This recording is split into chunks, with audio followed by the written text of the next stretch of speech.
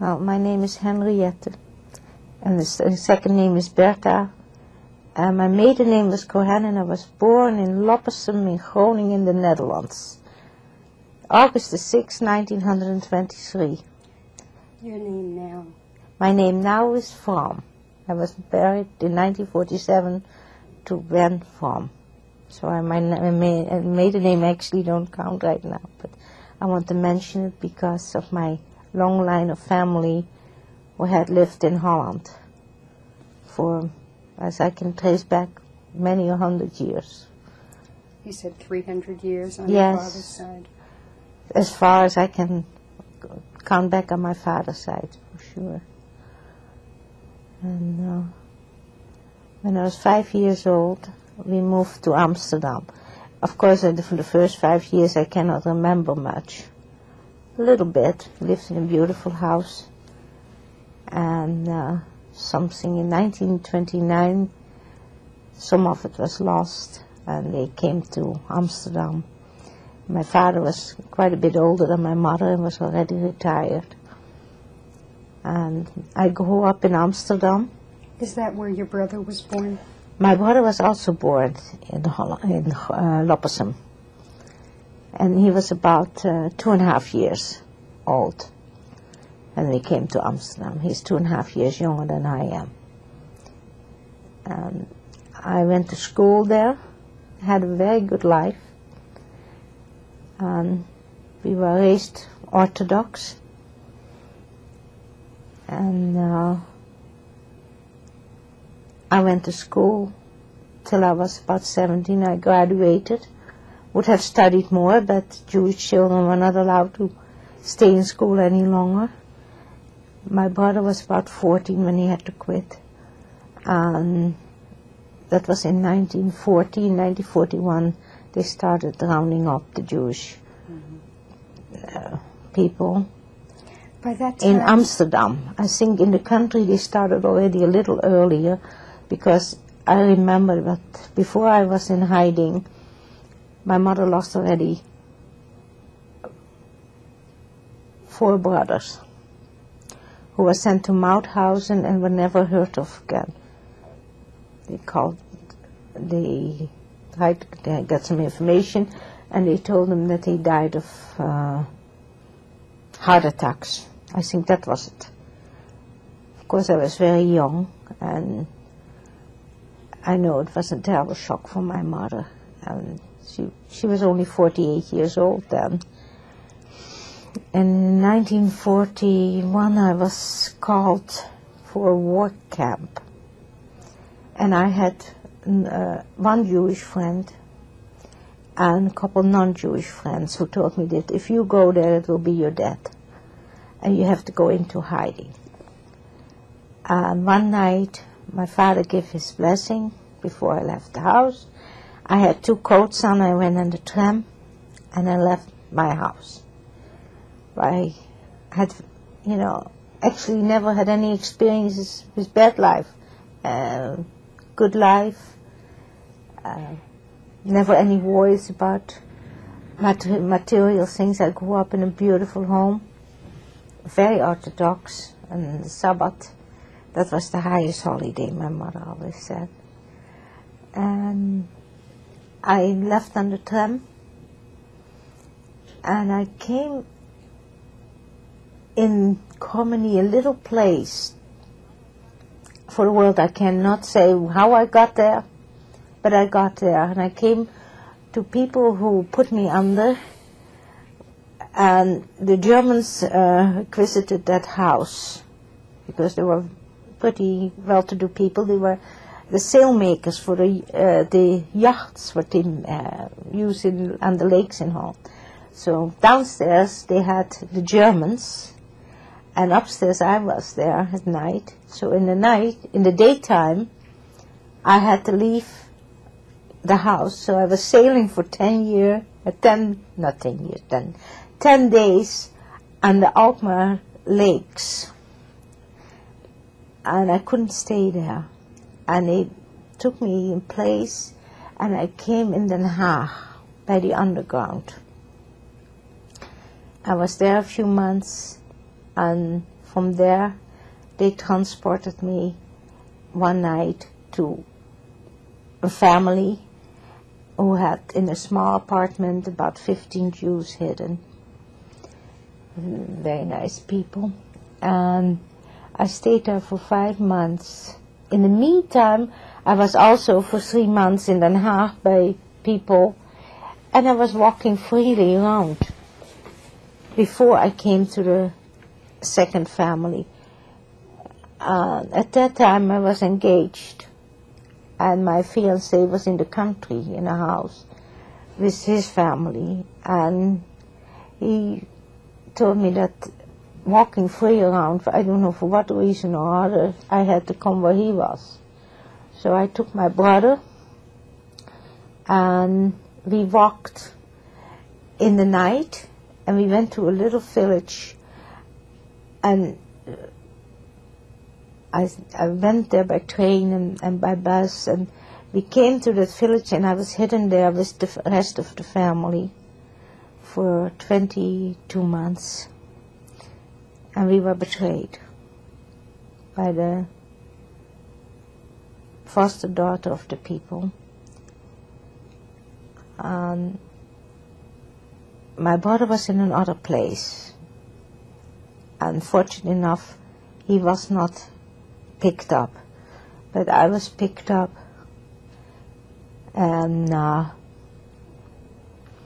with me at that time I was engaged to be married to my cousin. So it was double family where I was with. My mother-in-law was also my aunt, his sister, his brother, and in the other place were his other brother and sister, and who had 2 children, but they didn't know where the children were. And one night we were betrayed after many months, and we escaped to the attic, and we were shot out of the attic by the Dutch police, the black police, the zwarte politie. Because the myth that every Hollander, every Dutchman was a good Dutchman is not true. Comparison to Poland, we have lost 4/5 of our Jewish population in Holland, which was comparison to the Polish Jews in a greater percentage than in any other country. Of course, there were an awful lot of good Dutch people, but there were an awful lot of bad ones too. And they learned fast what anti-Semitism was, which I never grew up with because all my friends were mixed. Matter of fact, I still have friends in Holland who I studied with and who are still there, and whose father was also imprisoned. And after the war, came back and made all kind of amending things. And the little village where I came back to, the people were very nice because they tried during the wartime to help us, but it was beyond their. They were really. It was impossible for a lot of Dutch people to help, but an awful lot went over to the other side. And I think that so many Dutch people have been killed in the camps. Comparison to Denmark, that saved an awful lot of their Jews. Only a few people were lost there.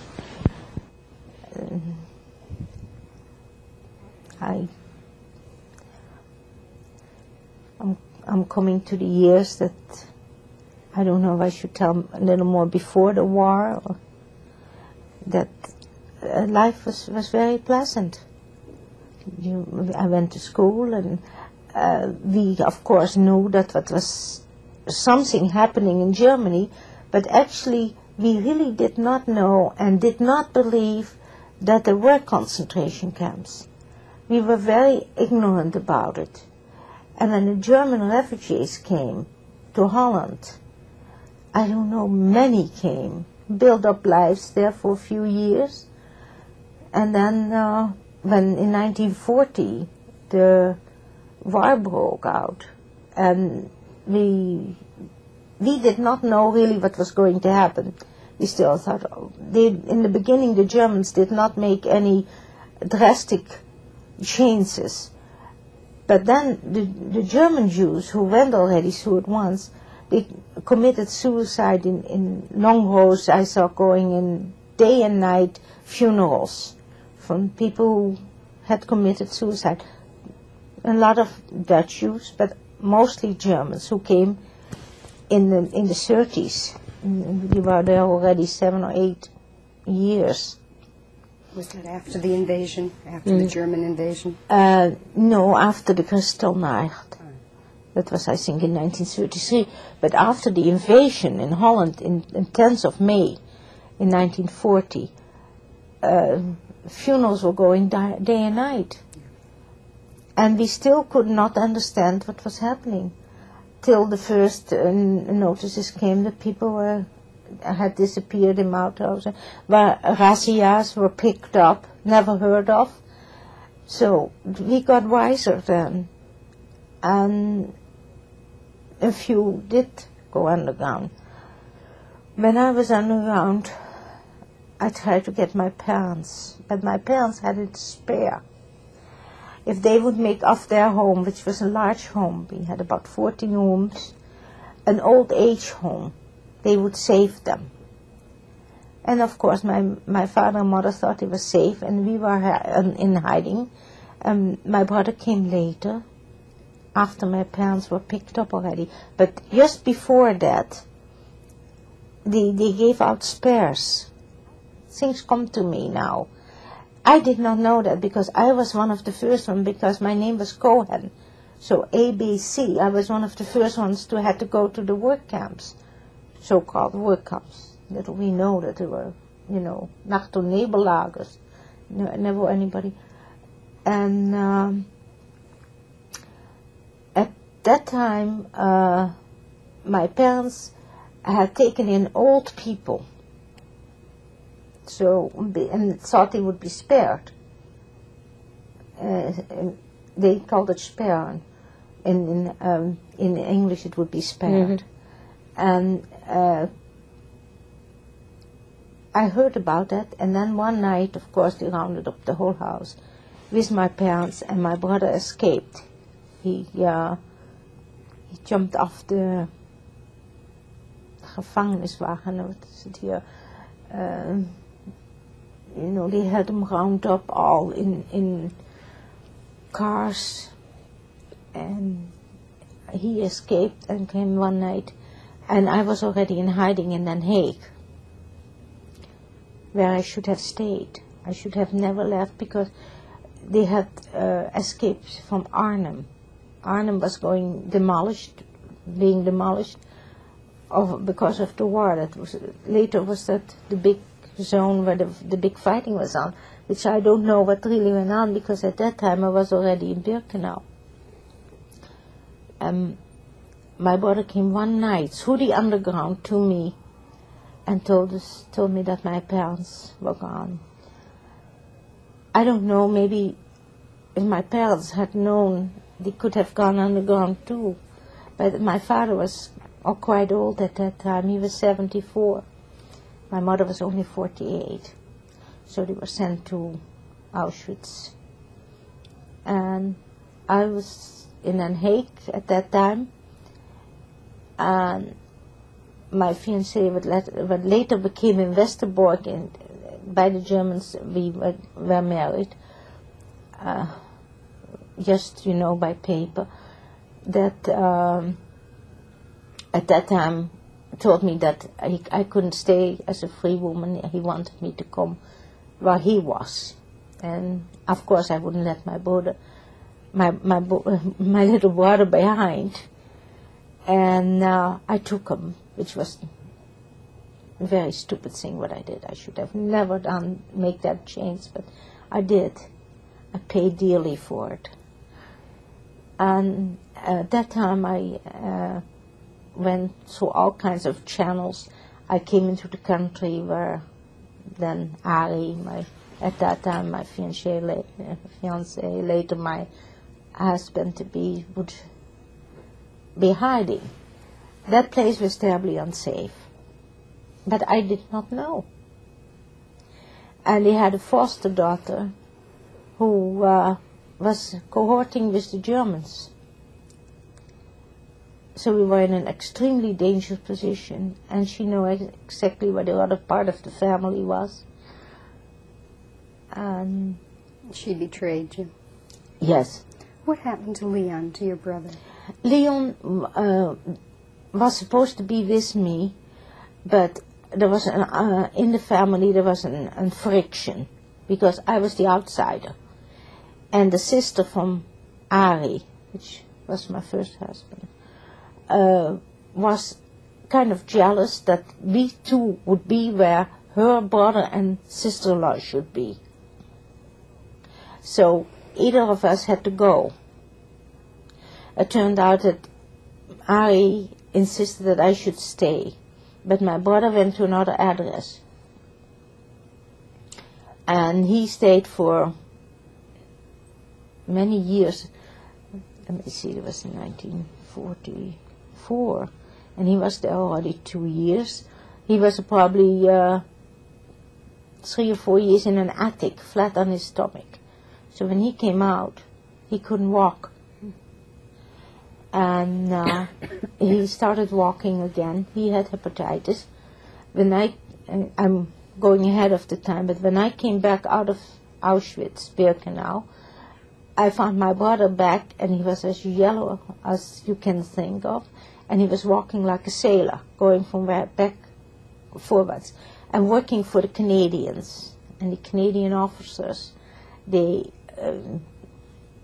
gave food to him to support me. And this and was bring me after the back war. to this after the war. Mm-hmm. And, You said you felt you made a terrible mistake about Leon. Yeah, I should have never left The Hague. I never might have been in a camp, but then never, how can we tell what never is? Because I was walking free, I was working with the underground part-time, making false papers, and working with the people where I was working. I was already in full-fledged couturier, and I was turning around the dresses and the coats, and the people were happy to have me. And he was a teacher. The man died right after the war. And he was teaching us inside and tried to teach my brother, but my brother wasn't interested. 14, 15 years old, seeing his parents being taken away in front of him. Unfortunately, I missed that. He was hidden behind a big desk, and they found him anyway. And they put him with my parents, but he jumped off the wagon, and he hurled himself, and then he came in on the ground, and I don't know that story. Something is lost there, but I don't get out of him, and there's certain things that we won't tell. Degradation in the camps. And after 22 months, it was not easy, because for 22 months we could not speak, we had to whisper. So we played a lot of cards. I did a lot of sewing. I did a lot of knitting. Was there food for you? There was food because the family had camped years ahead and provided for. My mother had given money to the first people. He visited my parents before they were picked up, and I think he was paid in gold. I don't know. Nobody really got short on us. Of course, there were families who were very altruistic, but the family where we were, there was enough food because of the canning and rationed. Of course, it was rationed. But I cannot remember that I had anything lacking while I was in hiding. That came later. Hunger, deep hunger. And in 1944, we were, my brother was still in the other place, so he fortunately was safe because he might not have survived. We were all picked up, and I was 5 months pregnant. And when I came in Westerbork, I came in the prison in Arnhem. And I came in front of the SS.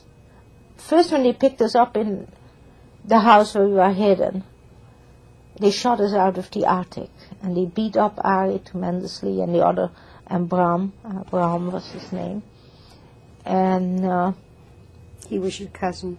He was my cousin. My other cousin, Annie, she was pulled out of bed by the hairs. They schlepped her out of the bed. They took her and took her by the hairs and pulled her out of bed. I was held back by the German soldiers because I wanted to rush. There was an upstairs and a downstairs. I wanted to rush to the rest of the family, and they told me that I should stay there. Now, I don't know if that was an act of kindness or that they just didn't want me there. And then we had to get dressed, and we came in prison in Arnhem. And in Arnhem, the women were separated already, and I think we were for 2 weeks in the prison. Yes, because we were Jews. We were like criminals locked up in a cell. And from there they transported us. And then that's the first time I saw Ari and Mom back, and he was wounded. And he couldn't talk. He had beaten him so terribly that he lost his voice box. And then I came I came first in Arnhem before the SS, and he asked me, bist du Jude? And he asked me 3 or 4 times, bist du Jude? And I said, yes. I didn't want to deny my Jewishness. I was raised very Jewish, very conscious of being Jewish. Yet it wasn't an issue. If you would have gone to school on Jewish holidays, they would have looked at you and said, what are you doing here today? Isn't it your holiday? They would have felt embarrassed that we would be in school, or that we would do things what weren't we supposed to do. So when we came out of the prison, we were brought to a camp that was called Westerbork. And we stayed 3 days there. And then we were put in a cattle car. And that was the way to Auschwitz. Was that the last you saw of Ari? No. We were together in the cattle car. No food, no water. I had the whole layout for the layette for the baby and all, everything, and everything was perfection. We had everything at that time still. You had it with you on the car? I had it with me. I had travel bus and everything with me, which was, of course, taken away right away, which I didn't know. I thought was in. Then I was in the cattle car with the whole family and many others. But I came with a transport of gypsies. 700 gypsies were rounded up. And our family, just a few, 11 or 12, were in that particular transport. And they called it a straf transport. And because of the gypsies, we came right away in B-lager. When we came into Auschwitz, we were transported to Birkenau B-lager. And in B-lager, we stayed with the gypsies. And, of course, the degradation of being shaved by the German soldiers. And I was 5 months pregnant. Probably I didn't show because I wasn't selected. You know, right away they had the selection. Women one side, men on the other side. One of my cousins was right away put in the gas chamber. Renee was another one, got typhus, was supposed not to drink the water, but when you're thirsty, not everybody had the willpower. And she drank the water, she died of typhus. Annie was put on a transport. Ari and Bram went to Monowitz, and I heard later in Pilsen when I came back that they were shot in the woods of Monowitz. I don't know where, on the track to Germany, but this is much later. So when I came in Birkenau, they put me to work in an Außen,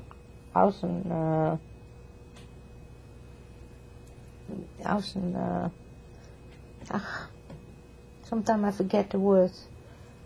It's been a long time. Can you describe what the work was? The work was making a new railroad, and we women had to carry those heavy railroads on the shoulders. The first thing what they took away was all our clothes, of course.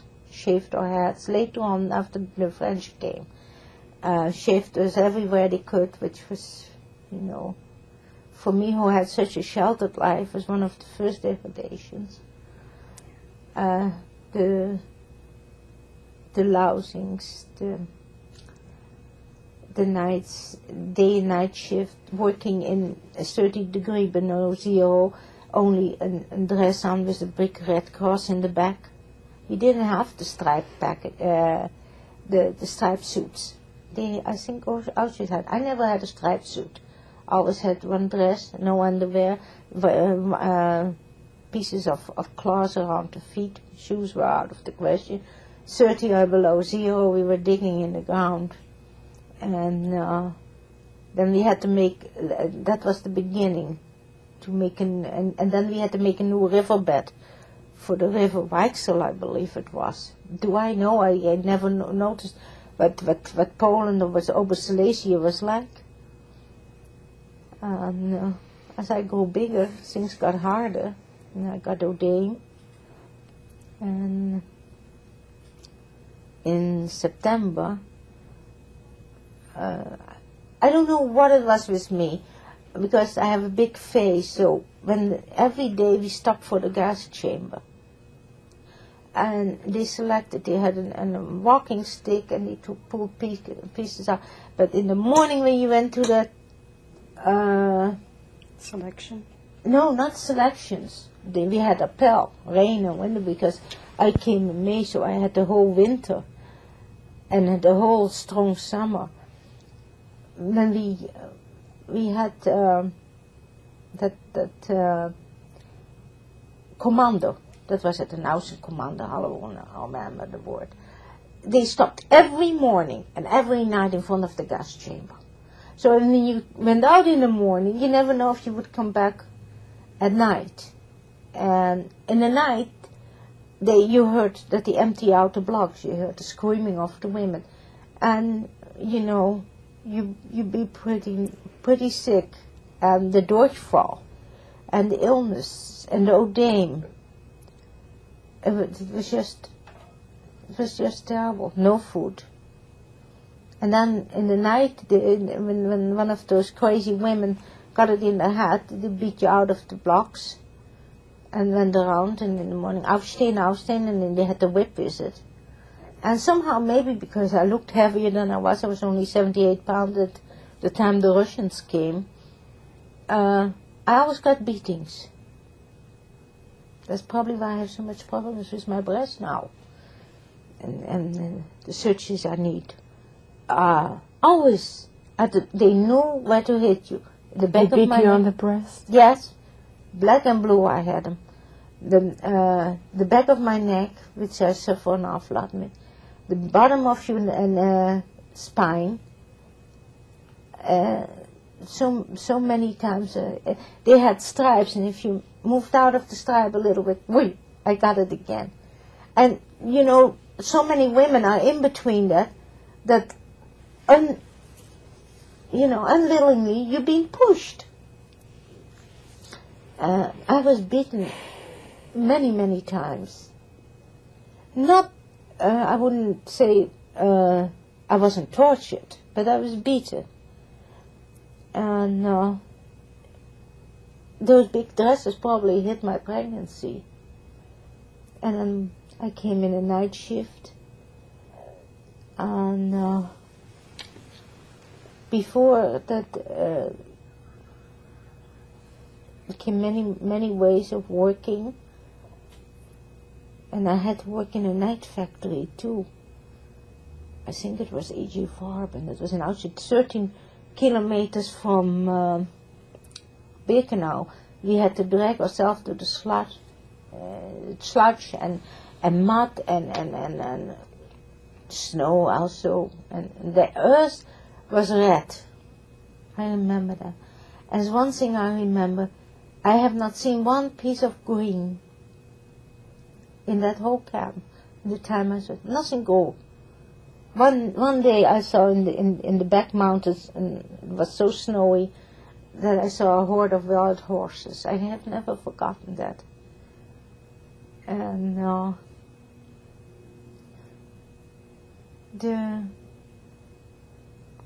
the women lost all identity. You had no identity. To keep your own identity and your own self-respect was already a hard thing to do. But I always had the feeling that it was not the end. Somehow I would survive if I keep my sanity.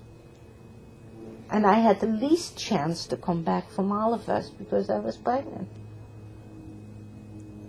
So, did anyone help you? Anyone care about your being pregnant? Oh no, who cares about the other? It was just a struggle for life. No. One day, we had another commando with passing by, and my legs were swollen, 4 times the size, I will say. And they showed me some windings, which I used. They felt bad for me. There was one person who was a go-between, but that is so fake to me that I know that woman was there and that she showed me the bindings over the cat, and that I grabbed it, and of course I bent it down like it. But at least I got it. And were the gypsies? The gypsies were annihilated. And it's a strange story, but I have to tell. But it's the strangest thing. One of my life, I had one of the gypsies come up to me, and she said to me, "When you give me a piece of bread, I'll tell your future." And she said, "When you don't have bread, I will tell you anyway." She said, "From all 700, she said, you're the only one who will come out." She said, "I will die in Skamin." She will go through the oven. But she said, "The least chance you have, but you will come out. You will survive." And my whole life, it's always been to me a wonder how this woman could have known this. And there were only 3 people that survived this? I don't know from what transports they came. When I was 8 months, I might have told you that some time ago, I was doing something and I got a severe bleeding, and I gave premature birth, and while I was birthing, which I was about 19 years old, I didn't know anything, so the water broke, and one of the the Czech capos who were, we had our own people who were capos, who were selected by the Germans. She came up to me, and I, not knowing what was happening to me, other women told her that I was, doing in my bed. So I tried to find something, but I can't or so. And then she came and she beat me so badly that I right away was dragged to another room, and 2 Polish women were sitting, non-Jewish women, and praying, and then I gave birth to a little girl. And what did you name her?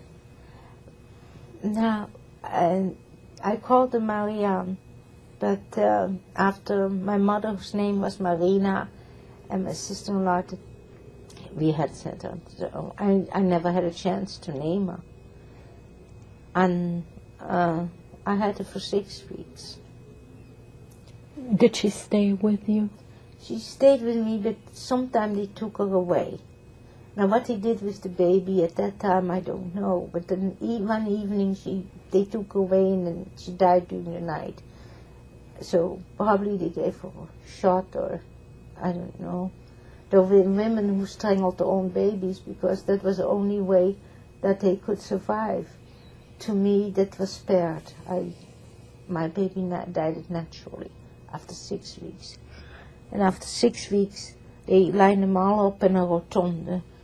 All the babies that were born in the camp, mostly non-Jewish women, a few Jewish women, because when they noticed that the Jewish women were pregnant, of course they were sent to Auschwitz for experimental, or they were killed right away in the gas chambers. We lost, how many? 1.5 million children altogether. That was one of mine back.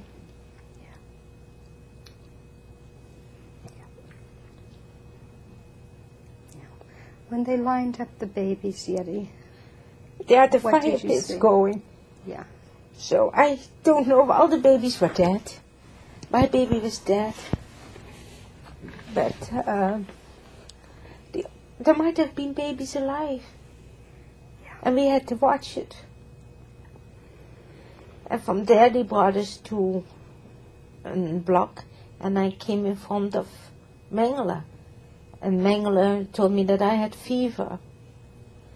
And he said I had to go to a Schonigsblock. And the other woman who was next to me asked, ich habe die Jura eingeschickt. Wie war es da oben? So she was already supposed to be dead, and she was still alive. So he sent her then again to her death. But I don't know. Somebody was watching over me.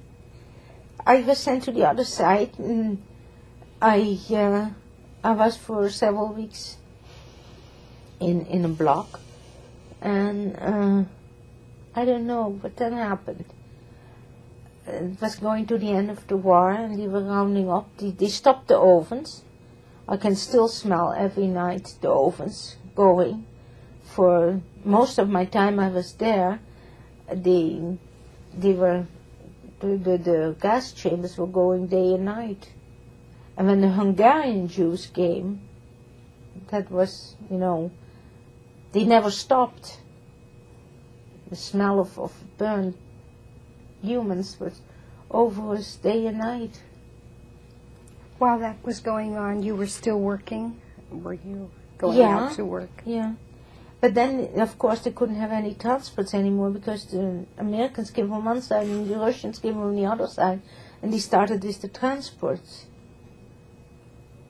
So when the transports were going, I was in a Schonigsblock. So they took us out of there, and I saw my Annie, my cousin, my sister-in-law at that time, going into the train. And she thought, I never saw Ari or Bram or Leo, and René was already dead, and mother-in-law was already dead, and my parents, when I saw Auschwitz, and I thought, when I came out of the train, I hoped that they would have never lived a day. It wouldn't be possible to survive. And then one day they started the fighting, and all of a sudden I found myself in one of the gas chambers. And I think I've been there 2 days or 3 nights, or 3 days and 2 nights, I don't know. But there was nothing in that room from what I heard. 117 women. And they were opening in the roof, and they were those triangle cans they were pushing in. And the women, and there was nothing on the walls, and I saw women climb up on the walls like flies to get a little air, because there was a little thing on the top of the gas chamber. And I figured it was no use. If I have to die, then it has to be in dignity. And I laid myself down, and it was another Dutch girl who did not survive. And I have thought sometimes that it was maybe my Orthodox upbringing that helped me through the most difficult time. I don't know. That I thought, when it's my time, and I struggled as much as I could. I had lost everything, and I laid myself down, and waited what would happen. And I remember that there was one potato in that room, and it was in the urine, and women were fighting over it. And he sliced it up, he divided it. So we were without food or water for days. But that was nothing new. We never had anything to eat anyway.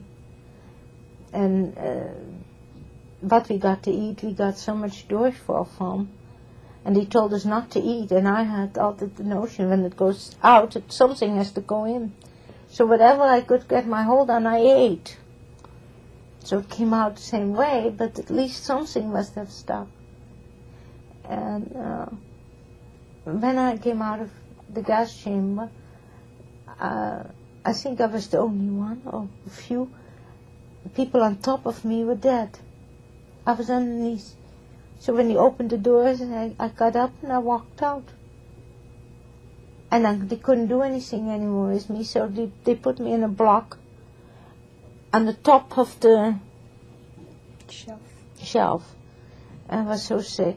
Oh, I was so sick. I had pleurisy, and I had an Italian doctor who drained a woman doctor, also a prisoner, who put me with other women on the floor and punctured right through to draw the water out, save my life. I never know what happened to her. So I was so sick, and I had a dame, and I wasn't recovered from the burst. I was still, I think I must have bled for 6-7 weeks. And at that time I think I was 78 pounds. And then I was laid myself in the bed on the top, and the Germans came in, aufsteigen. Get up. And get up. And I figured, either it's going to be Auschwitz, to the experimenting, then I'd rather be dead. Go on a transport, I can't make it anyway, so I might as well die here. And I pushed myself against the wall, and I stayed there, and the women next to me died. For 14 days I was laying between dead women. And then one morning the Russians came. And in snow and ice, I still see them when they came in white fur. And I stayed about 6 months with the Russians, because Holland was not liberated. Can you talk about your feelings when you saw the first Russian? What did you understand? We heard cannon fire. We were the last who were in Auschwitz proper, in Birkenau. The Russians came and transported later to Auschwitz, to the homes from the SS. Did you know that they were coming? Did you know that? No, I was too sick. I don't know that there would be anyone coming. We didn't know anything about the war. We knew that they demolished the crematoriums, and the Russians were coming from. Yeah, they came from the east side. And the Americans weren't that far yet, because we met them in Pilsen, that it was in Czechoslovakia. So all that front was Russian front. And it was... And after that by the Russians, the part is that the Russians found us and gave us all kinds of medical treatment, and I was 70 and photographed us. We have the archives, and I'm surprised that they have never released the photographs from the people they have found in the camps when they liberated Birkenau, Auschwitz. After that, there was one experience that I still remember. There was one Russian officer who came to us and told us in half Yiddish German that he was a Jew, but they should not know, and that he felt immensely sick. So he took us to a tour to Auschwitz, where the crematoriums were. There I saw the hair and the teeth and everything like that, and found half dead bodies. We found half arms, legs, but didn't have time to be burned. And I found one paper from a Dutch citizen, and his name was Pinto. And I took that particular piece of paper, his personal paper, and I delivered it later to his family. I took it with me to Holland back. But it was on a heap with half-burned arms, half-burned bodies. They probably had no time to burn all the... they broke it off in such a hurry that they probably stacked up what was left. And it was atrocious sights that we have found later on. And, what were the Russians like? What was that 5 or 6 months? Wild. Some Russian soldiers, we had protection because of our number on our arm. But I don't think that many women had protection from them. We were liberated with the Leningrad and Stalingrad troops, which were very nice troops. But later the Mongolians came, and I think they went on like crazy there in Germany. But personally, I had very good treatment, and we had to take care of our other prisoners. The one who survived and were healthy enough again, we had to nurse, and they had open TB and typhus and everything. They took good precautions with disinfection, and we got their uniforms. I must have worn the uniform then from the Russian, and then I came back. I had, I think, Czech uniform. We came back by Pilsen over the demarcation line, and then we met the Americans. Did the Russians feed you? Oh yes, kasha, which I never had in my life, and they stuffed us with kasha. So I gained enormously, which was, of course, wrong, because all the tissues were broken, and got sick when I came back in Holland from that. And in Holland, when we came first in Bamberg, that was a displaced person camp, and I met several people there. But we came back from Bamberg over with Rick Stopperman, who was the pediatrician, and another lady. And we came back in Holland, and we got received with the national anthem, but that was about the only thing what they took care of. The clothes they gave us, we had no clothes of nothing. Men's shoes I had on, and dress, what was a size 57, well, I don't know, I could go 3 times in it, and a little bit underwear, which are all too big. No hair. These other 2 women, were they in your original transport? No.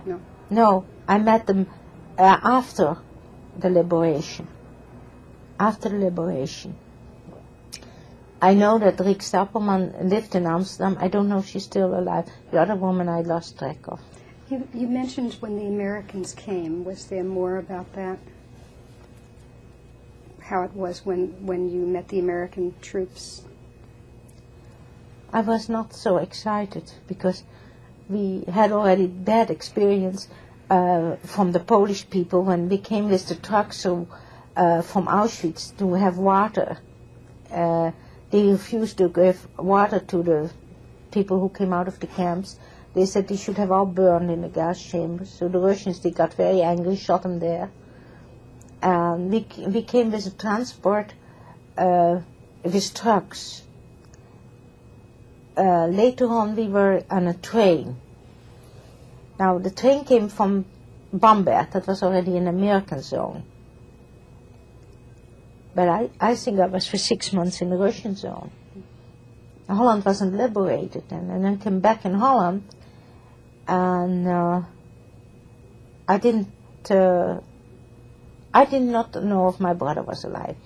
I had sent a card from Auschwitz for the Red Cross that I was alive and that I had an awful lot to say what had happened to me.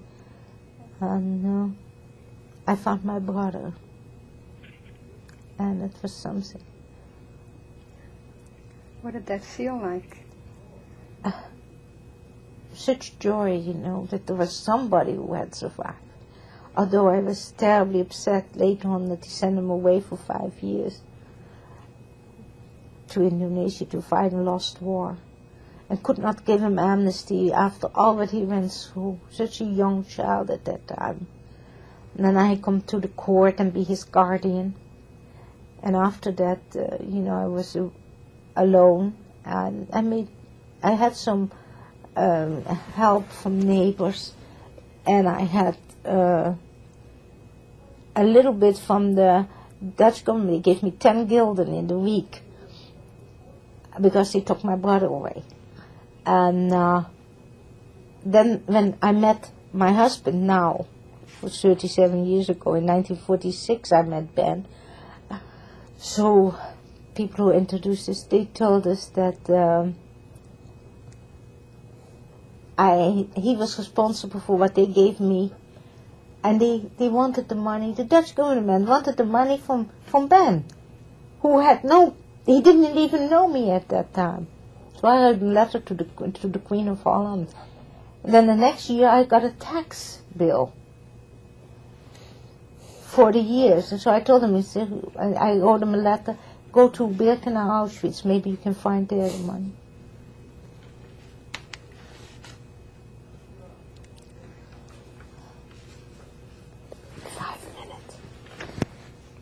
And are there some significant things that you want to put on this tape about what it was like after the war? After the war, I spent I came back to the house of my family, but was all shut up and full of bullet holes. They shot everything out of that house. So I came into an empty house, and I managed, to do sewing for the people in the village.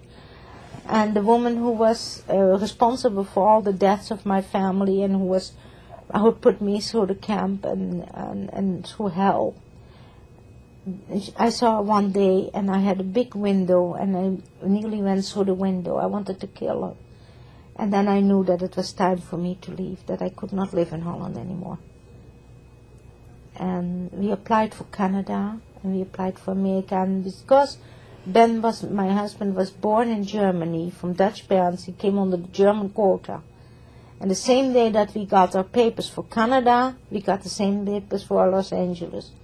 So of course, being from a cold climate and having been so cold in the camps, I chose the warmer side, which was very lucky. You were already having some physical problems then with your back? Oh yeah, I've been almost flat on my back for 2 years after I came back from the camp. I was sick, always sick. As a matter of fact, I didn't have a healthy day after I came. But I came from very healthy stock. I think that's why I could survive. I wanted to survive. And Evelina was born in Holland? Evelina was born in Holland, and when she was 5 years old, also 5 years old, I took her. My father-in-law, who was still alive then, they all died natural deaths. They were in hiding. Did not like it when I took Ben away, but if Ben didn't want to go, he must have felt that Holland was finished for us. And it was just, I couldn't live there anymore. There were too many memories.